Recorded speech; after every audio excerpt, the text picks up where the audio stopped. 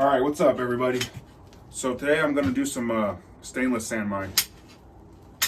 And I already got the billet prepped and ready to go. It's all welded up. Seams are all welded.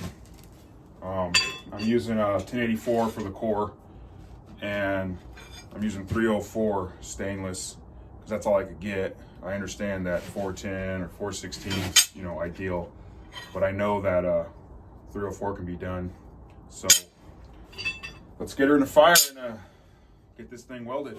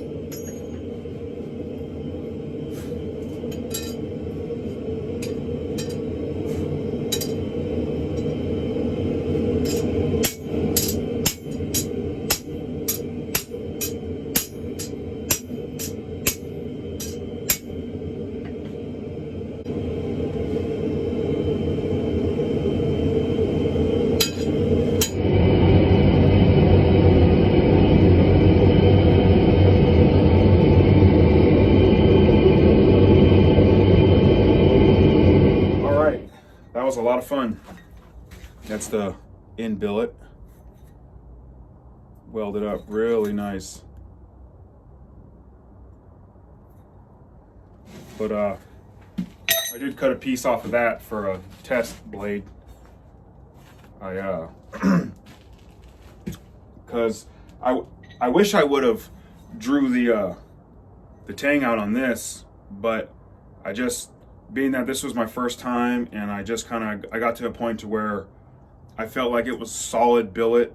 I wanted to, stop and make sure everything was good and, inspect it. So I cut a little piece off that I intended to, make a little test blade out of. But, well, it is what it is. But I don't see having any problem of putting this back in the forge and forging a tang out on it, because I did it to this one. And I understand that from what I've read that you shouldn't do a lot of forging on stainless sand mines, but that's what I've read, and you don't always know if them people are experts or not, so I like to go do things for myself and figure it out for myself through real world, trial and error. And I took this little chunk and I forged the tang out, and I did it on the press, and I was pretty aggressive here at squishing that down. This was a lot thicker. It was just, it was as thick as this billet, and I drew it out. It was only maybe a 3-inch piece, and I drew it out. And when I, put the tang in, I was pretty aggressive. I just squished it down, and nothing came apart. I mean, it looks good.